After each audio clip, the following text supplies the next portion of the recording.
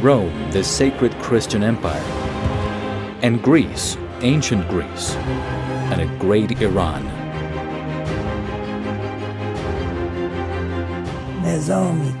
Can we really say that this system in the 5th century BC, known as the Greek democracy, was really a democracy? You can see in Greek works that many Greek authors do not mention many important parts of history or presented a distorted version of it. Darius tells his children, if you want to live in peace in your country, keep an eye on the Persian people. By keeping an eye on people, he meant supporting and taking care of them. Even in the newer periods, in spite of the fact that people were supposedly involved in choosing their government, this public opinion is always inclined in favor of rich and powerful people and its power and wealth that defines public votes.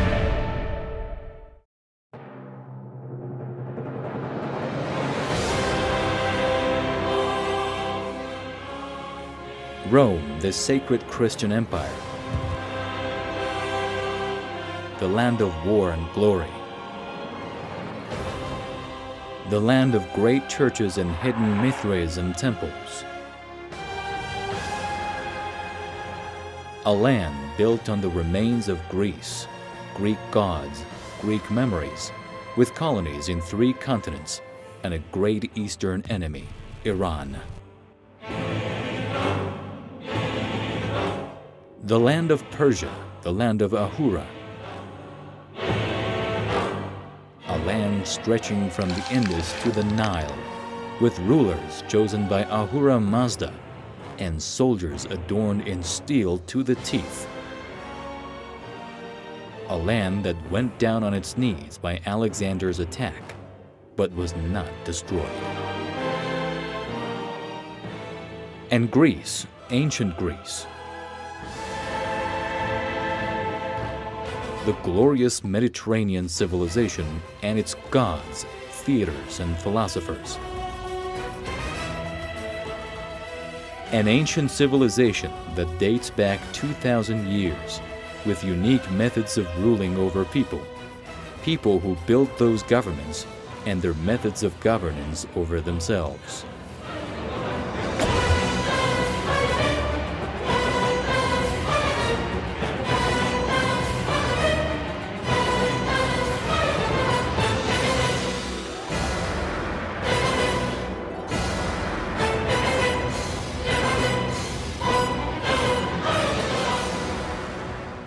Athens, 392 BC. Socrates is accused of impiety and corrupting the minds of the youth of Athens.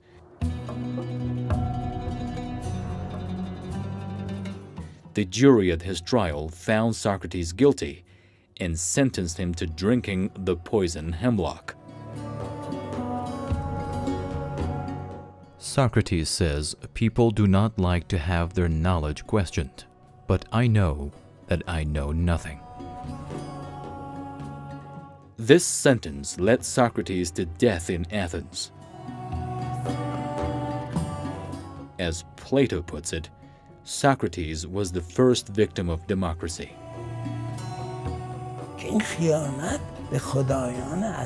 This is a betrayal of our gods. We're giving the reins of affairs to a bunch of people who are thirsty for fame, position, and money.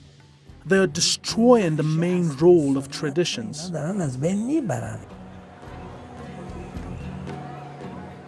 Socrates believed that just as a shoemaker or mason needed skills to do his job, a governor needed to be skilled too, to have the political knowledge to rule. Socrates made fun of Greece's democracy and believed that competence and eligibility were needed for a government. The biggest claimants to that eligibility were Athenian noblemen and wealthy people who thought their origin and pedigree already provided them with that competence. But Socrates believed that this competence and knowledge could be achieved by training and education. None of them wanted to have anything to do with morality or justice. They wanted to have nothing to do with intelligence or knowledge. They just wanted power and a system based on the fight for political survival and even lies and deception.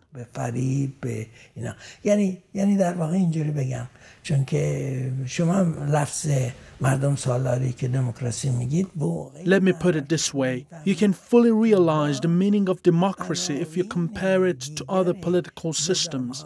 Demagogism is the opposite form of democracy. Socrates believed that their version of democracy was in fact another form of demagogism.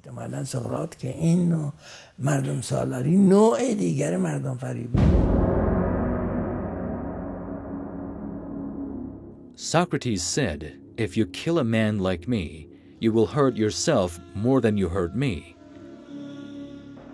But he didn't mean the court, he meant the people of Athens.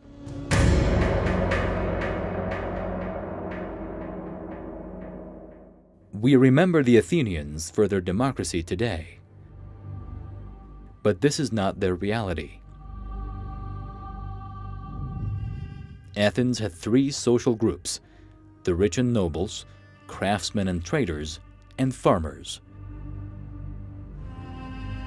The rulers of Athens were called archon. Archon was a chosen ruler who held permanent tenure at first.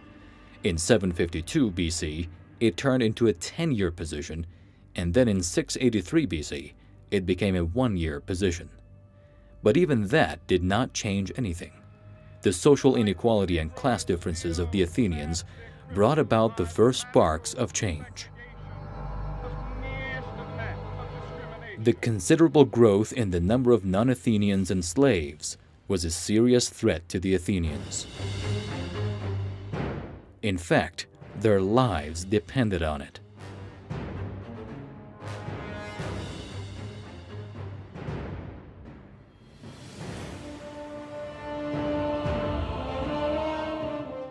The nobility and landowners did almost nothing, but it was by the labor of the slaves that Athens was standing.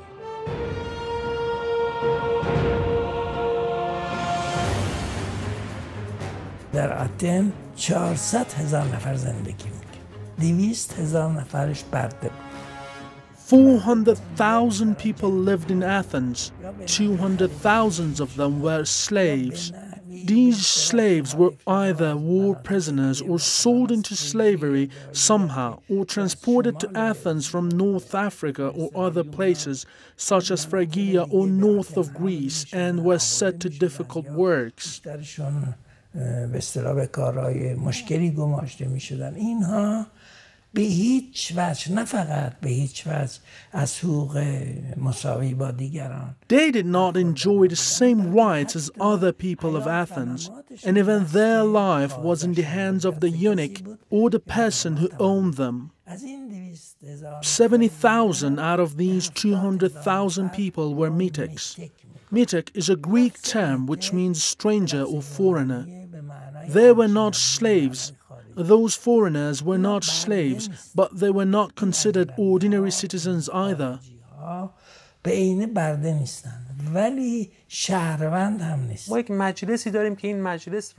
There was a parliament that consisted of citizens who had already been purged, selected, and chosen. They did not include all the city residents. The difference between smallholders and big landowners fanned the first flames of protests into life. The coalition of the Athenian farmers and craftsmen led the famous poet Solon to become the archon and managed to pass laws with his great authority. Solon's reforms divided the Athenians into 4 groups. Under his laws, the sale of debtors who could not pay their debts was forbidden, and slaves who had already been sold were returned to the country. The most important part of Solon's law was the creation of a council of 400 for selecting archons, in which everyone, except women and slaves, could vote and choose an archon from among nobles and traders. That was the first election in the world, the father of today's democracy. یک جوان 18 ساله میتونه در آن تجمعی که در An 18-year-old youth could join the crowd that had gathered in Athens in the place called Agora, the city's public square. He could express his opinion and criticize the government and judges. He could get people excited to incite that crowd. He could argue his opinions with other youth and older people, anyone in general. He could meet influential government officials. It was something very exceptional.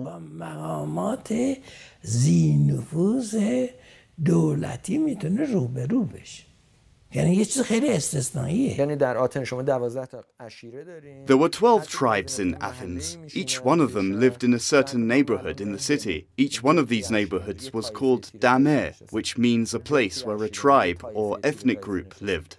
They were all related to each other. They were the free people of the city. Democracy meant their representatives had to rule. Not anyone was allowed to take part. Who could take part? Noblemen, those who had Athenian origin. So women and slaves were excluded from decision-making and taking part in determining their own political, social, economic, and cultural fates. They comprised 1/8 of the whole population of the city. The Athenian democracy belonged to 1/8 of the people. So democracy at that time bore no relationship to our modern concept of democracy. It can be said that the only similarity found was that the people who were members of this tribe kept fighting each other and making decisions.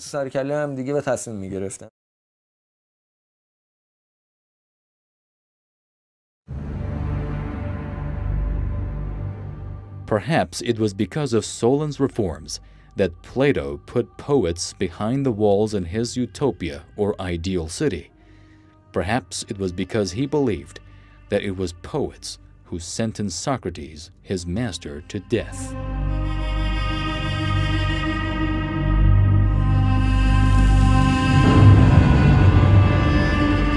با چیزی که نیروها و قوای نفس میخوان با هم متفاوته. ما باید جانب عقل We should listen to our reason. Plato's utopia was based upon that rule, not what poets wanted or poetic thinking wished for. درست شده. نه بر مبنای اون چیزی که شاعران میخواستند یا مورد نظر شاعران بود و تفکر شاعرانه میپسندید. In the Apology, Plato compares Socrates to a gadfly that disturbs the lazy horse of Athens' politics. But the reason Plato saw Athens as a lazy horse can be found in the contradictory relationship between Athens and Sparta. In ancient Greece, two Greek governments of Athens and Sparta were constantly at war, both with their swords and their beliefs. Just like the good and bad guys of old stories, they were always at loggerheads, from the method of governance to their treatment of people. The Spartans were soldiers. Sparta had a great military regime that had a government to rule over people. Boys who underwent military training under the care of the government at the age of 6 received a soldier's rations till the age of 30, and then had to eat at garrisons till the age of 60. A Spartan man would be exempted from the life of a soldier at the age of 60. A true Spartan citizen was a military man till the age of 30. There were no exceptions. All their trainings were of the military kind, and they were not allowed to marry before 30. خدمت دولتش بود یعنی هر لحظه و هر دقیقه میباید. During that time, he was always ready to serve the government. He had to be ready to serve his city every minute of the day. And once that time was over, he had to get married. It was a governmental, aggressive, and power-hungry system. جنگجو و به اصطلاح قدرت طلب Women fought, men fought, children underwent military training at an early age. Many of them died during the training because it was very tough and grueling. What you have heard about them leaving disabled children to die is probably because of this. They only wanted children who could fight. This military state was governed by two kings, a king for war and a king for peace. One ran people's daily affairs and the other planned war strategies. But the structure of the government was based on consultation.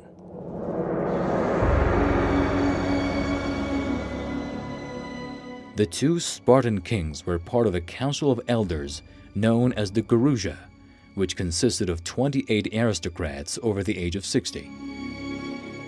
The votes of both kings held equal authority as others. They had two kings who were in fact the leaders of their two main tribes. They had a council of elders called Gerousia. They were like a consulting board who decided whether to go to war or not. Those two were the military officials. We have the same in Rome, the Senate and the Emperor. There was another council called the General Council of Apella, which accepted or rejected Gerousia's rulings without discussing their content. Something like the modern Senate. But all these councils were active at the time of peace. Whenever war started, the military was the main leader. We don't know much about the Spartans' philosophical thinking to deduce what their thoughts and attitudes were rooted in. Aristotle and Plato always talked with respect about the Spartans and their government, saying that a strict system of order existed there, an order that it seems was undermined in the Athenian city-states.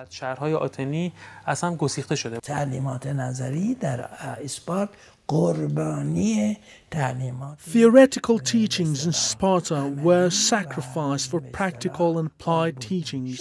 You may be able to compare it to some fascist regimes and even communist ones. You can compare it to them. Everything was governmental. There was no private sector. یعنی دولتی همه چی دولتی بخش خصوصی وجود نداره. The governments of Sparta and Athens were always at war, because a bigger power was waiting for their weakening and fall at their doors. Iran. Iran was a vast country. It wasn't a city-state like Athens and Sparta. Iran's borders extended from the Indus to Egypt during the Achaemenid Empire. Establishing an integrated government of such a vast expanse to rule different clans and tribes looks impossible even today.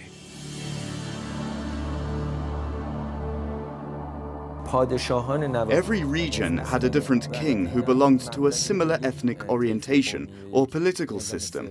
For example, they are Persian, and they all obeyed a king of kings. And this pattern is what defines the Iranian political structure by the late pre-Islamic period and a little afterwards, during the Islamic period.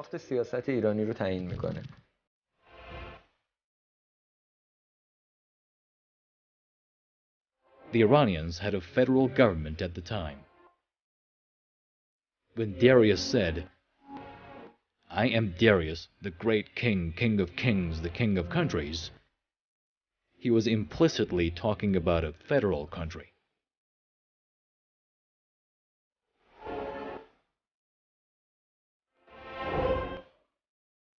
All these regions had their own governments and kings, but they all paid tribute to a central government in Anshan and Persia.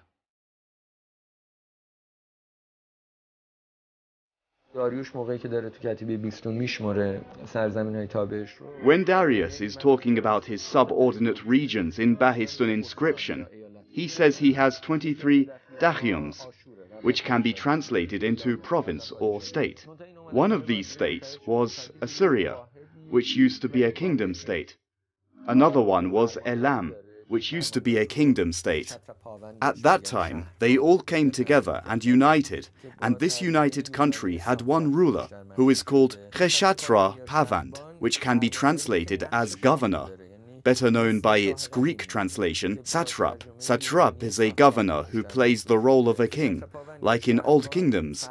For example, Cambyses, the satrap of Babylon, was the ruler of Babylon for a brief period, its king. حاکم بابله این مثل شاه بابل میمونه در واقع. اما این ساختار متمرکز به گونه‌ای نبود که But this centralized structure did not allow the king's rulers in different parts of the country who wielded a certain authority be unable to make decisions. It is true that they were like the king's eyes and ears, but they always acted in accordance with Darius' petition. در کنار این بر مدار همون دادنامه داریوش حرکت می‌کردند. But becoming the ruler of such a vast kingdom was not an easy feat. The king had to be chosen by the gods and loved by his people. The combination of these two was called divine splendor. This public participation in creating a government, civilization, and culture was rooted in the spiritual power that the ruler held. And where did he get that spiritual power from? From the divine revelations that were granted to him by divine splendor and goodness. The policy I'm talking about is based on a concept called kiten. Kiten means something like splendor. It was assumed that among all those kings that ruled different parts of the country and were united, one was chosen by gods, one was stronger than the others, and held a power called ketin.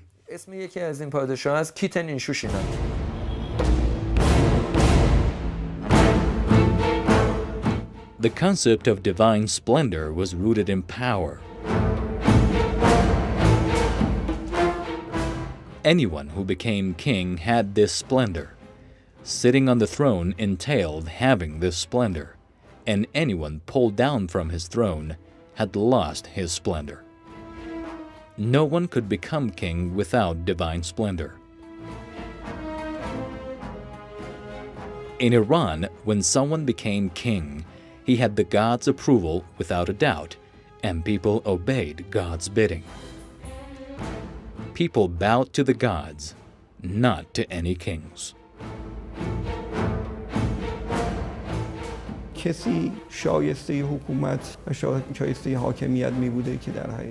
Those who deserved to rule were supposed to have certain features and experiences, and be devoid of any suspicion of passion or worldly desires because of these divine teachings and secret revelations. In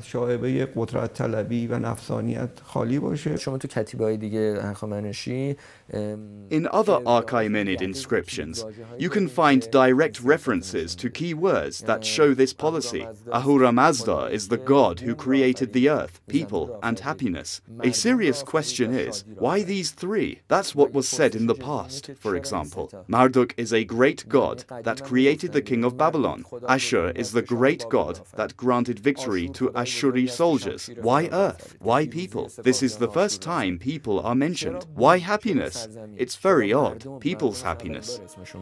چرا شادی؟ خیلی عجیبه. شادی مردم.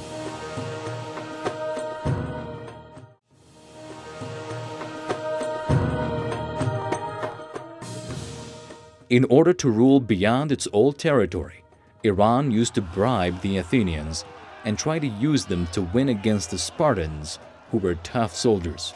But in the end, Spartans got away with their lives. In 480 BC, Iranians plundered Athens and left nothing of its democracy.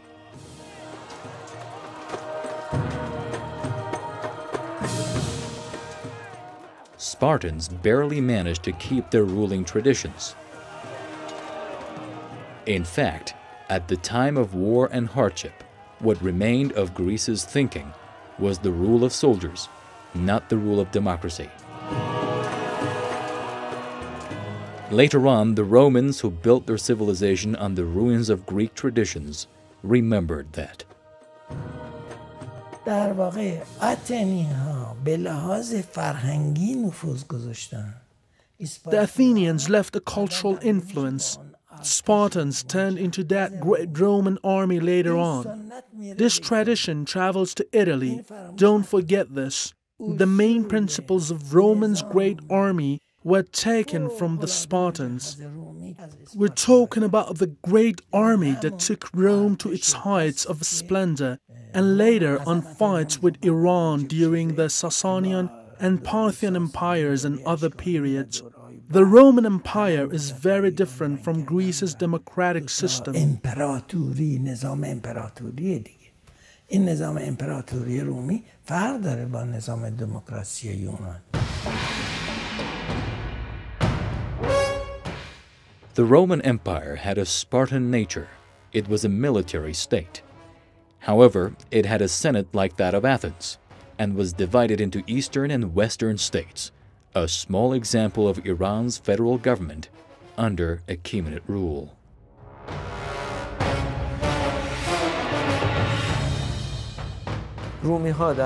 The Romans had a republic in the 3rd or 4th century BC and started to expand and occupy the surrounding area. They occupied Etrusca in northern Italy, thus uniting Italy.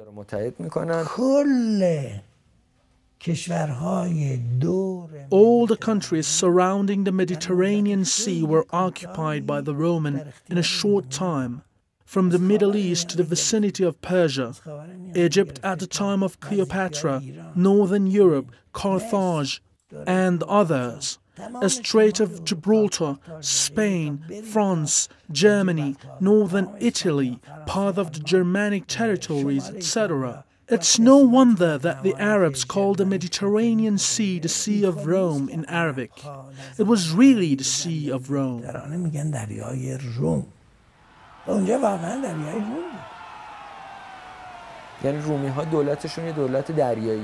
The Romans' government was a maritime one. They traveled a lot by ship, unlike the Persian government, which put great emphasis on land.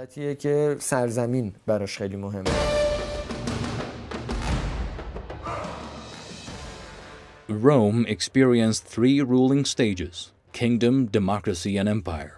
But all 3 of them are called the Roman Republic. These 3 periods were starkly different from each other. In the kingdom stage, patricians were the ruling class.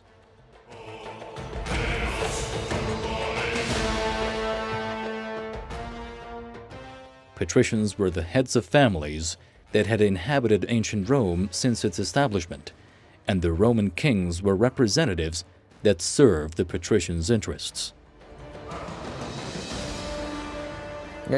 In other words, there were a few powerful families related to each other who exchanged power among themselves, consulted each other, and took possession of administrative offices. They called that republic. However, the head of state was changed every 2 years. During the kingdom stage, Rome had 3 governmental bodies: the king or head of state, the Senate, and a national parliament. The king who ruled people believed himself to be chosen by the nation and the gods.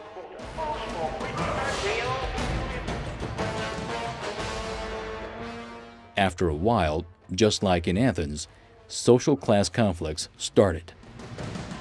Conquests and occupying the Mediterranean shores fanned this flame, and most of the people rose against the patricians.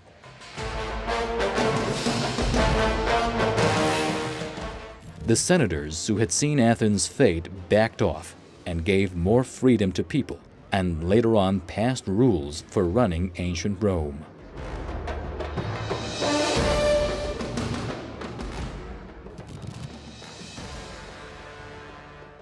According to those rules, people had the right to choose their own king.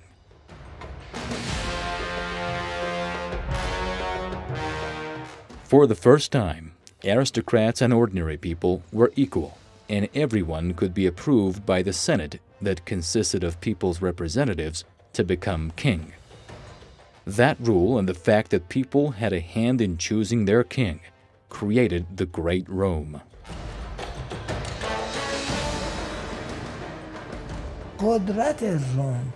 Rome's power, unlike Greece, was not centralized at a certain city, either for its protection or for defending it.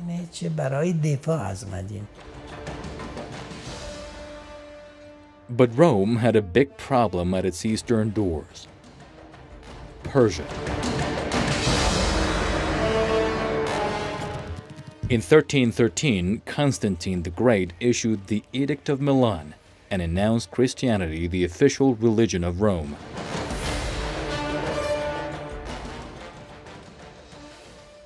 Before that, Romans lived with the gods borrowed from the Greeks and changed. Before that, Christianity was always considered a threat for Rome.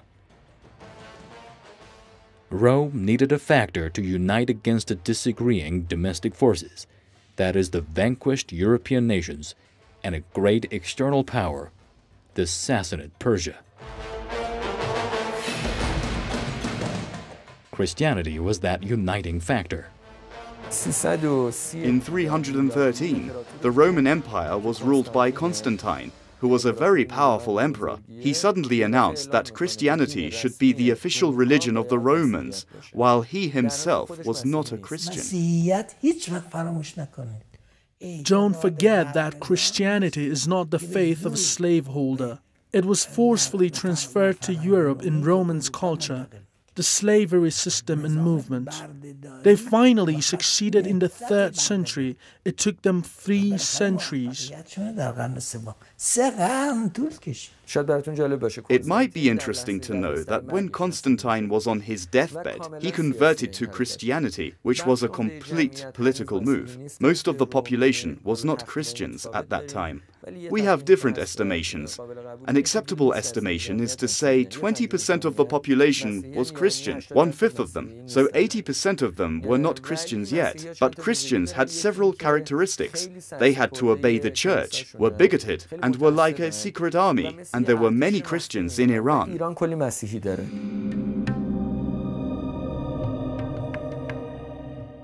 Constantine ordered the establishment of Arel and Elie congresses to create a united Christianity at first.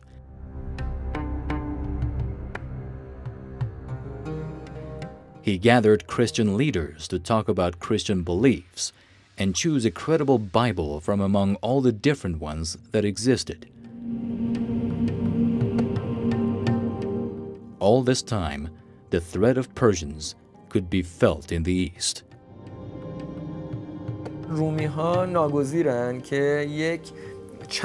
The Romans had to make some changes to their policies. One of these changes was conversion to Christianity and getting united. The Christianity of that period was of the spiritual kind. Everyone followed one leader. This political and religious concentration that you see in Rome was a reaction to certain social and political crises of that time, leading to the Romans claiming of the Persian Christians. Constantine sent a message to the Sassanid king, claiming that the Christians in Persia were under his protection, thus associating them with himself. That was a trick for getting the attention of the Persian Christians, and he succeeded. A Christian 5th column in favor of Rome was created in Persia.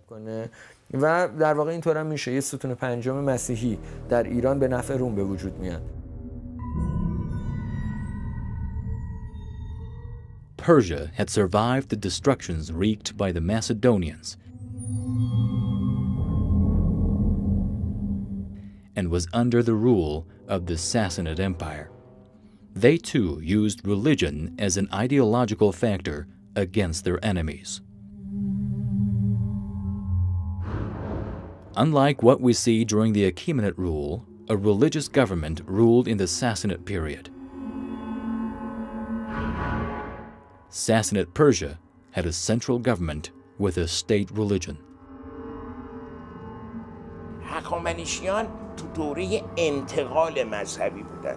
The Achaemenid period was the time of religious transit. The Mazdean religion was just beginning to take shape. The Mithraism, there were still remnants of older religions. The fact that no religion had become dominant had created a more open setting. But as the Sassanid came to power, they could create a powerful and somehow oppressive system that at the end of the day led to the conversion of the Iranians. حتی میشه گفت در بعضی از موارد سرکوبگر باعث شد که ایرانی‌ها تمایل به تغییر دین درشون پیدا بشه.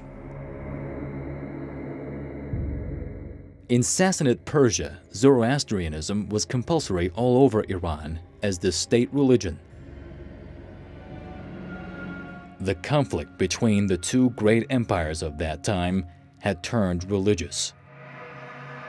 The Sassanid rulers were lucky because a priest called Nestorius was called an atheist by an Orthodox church in Byzantium, and he found refuge in Persia, and the Persian Christians started to follow him and fight against Rome. Though they were not killed anymore, because they believed that Rome was their enemy, they considered Byzantium their enemy. These intense wars began to weaken the Persian society, and some of the thinkers and the intellectuals of that time started to look for a solution. They were divided into two groups. The members of one group, like Mazdak and Mani, sought religious reforms, and the members of the second group sought a new prophet, like Salman. Salman finds Prophet Muhammad in Medina and becomes one of his followers.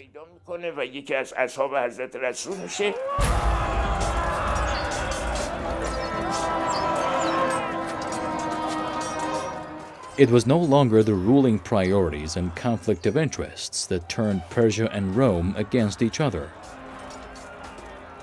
Christianity was put against Zoroastrianism, and a new era in the history of the world had started. Orientalists call this period the era of Eastern dictatorship, but that's a Western point of view. What history has remembered about that period is the skin of democracy in the West and dictatorship in the East. This is a part of a Western religious historiography that disqualifies anything that is pitted against Christianity. What is called Eastern dictatorship in Western texts is in fact the religious conflict between the Persian and Roman empires.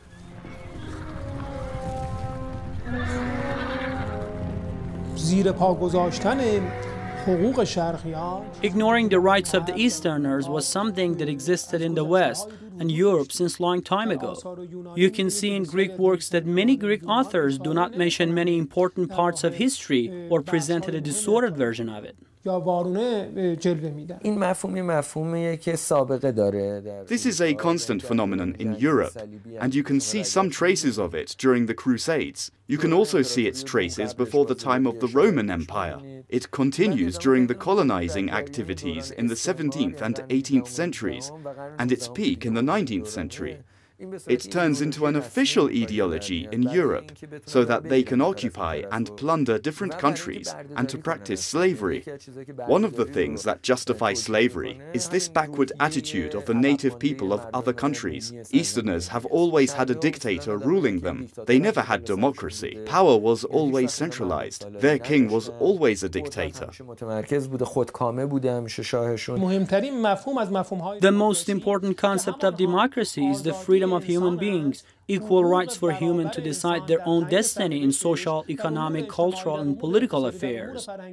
We can find such a thing in ancient Persia, but we can't see that in ancient Greece, which was the main claimant to such a concept.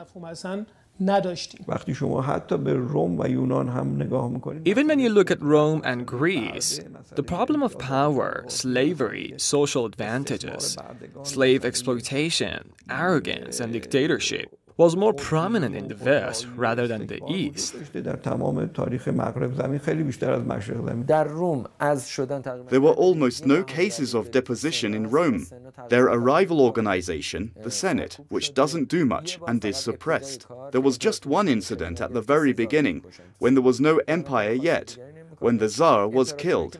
Otherwise, it didn't do much. The emperors that were supposed to be deposed were killed, almost always by their own guards. I mean, there were no organizations to support and protect them. The kings died by conspiracies.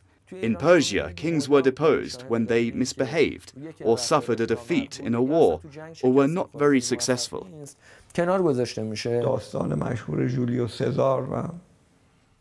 The story of Julius Caesar and his conflict with the Senate, and Caesar's murder, and the transfer of power to his deputies, which has been turned into a play, could not have been far from the truth.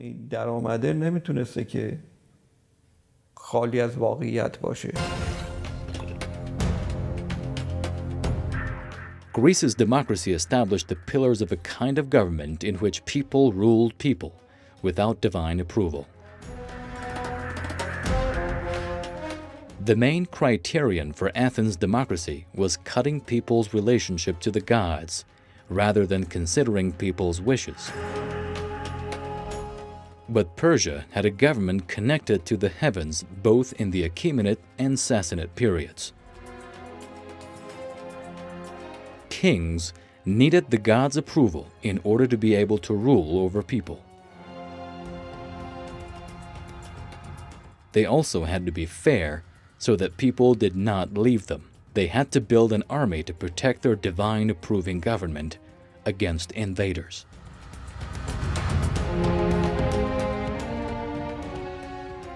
The Romans are considered the first Christian rulers.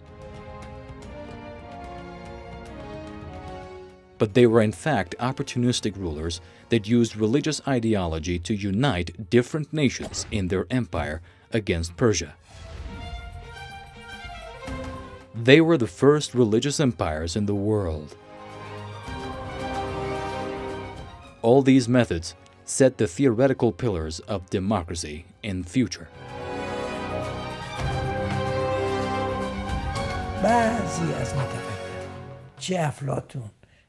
Some thinkers like Plato and Aristotle, who had a different opinion, believed that systems such as democracy, dictatorship, the role of aristocrats, the role of capitalists, etc., were not self-sufficient and automatically cultivated their opposing systems inside themselves. It means this kind of democracy is ephemeral.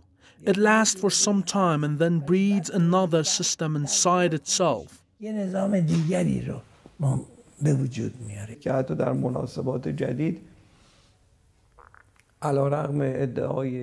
in the newer periods, in spite of the fact that people were supposedly involved in choosing their government, this public opinion is always inclined in favor of rich and powerful people, and it's power and wealth that defines public votes.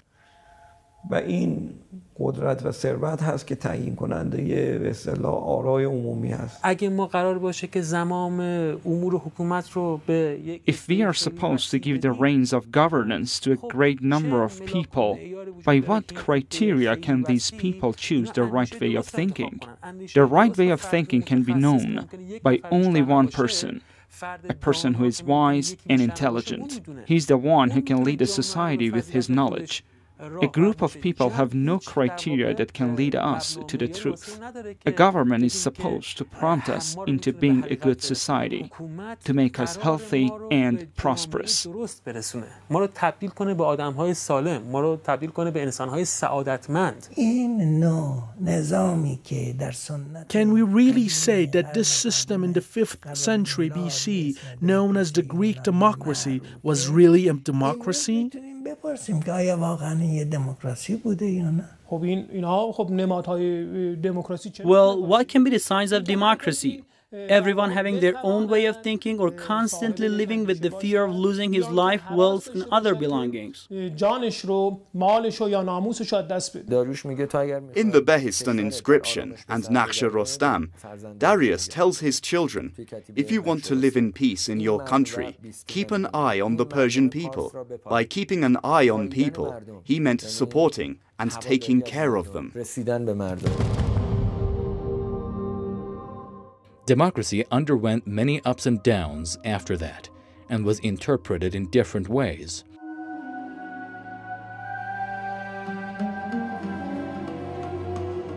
Even at certain points in time, it adopted the opposite of its original meaning. These changes were part of the concept of democracy since the beginning, since its Athenian days.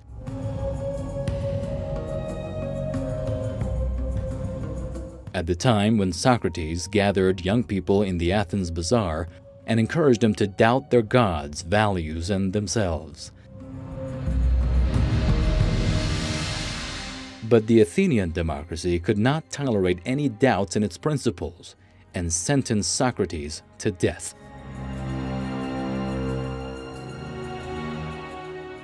If democracy had let Socrates' voice be heard at that time, perhaps we would have a different world today.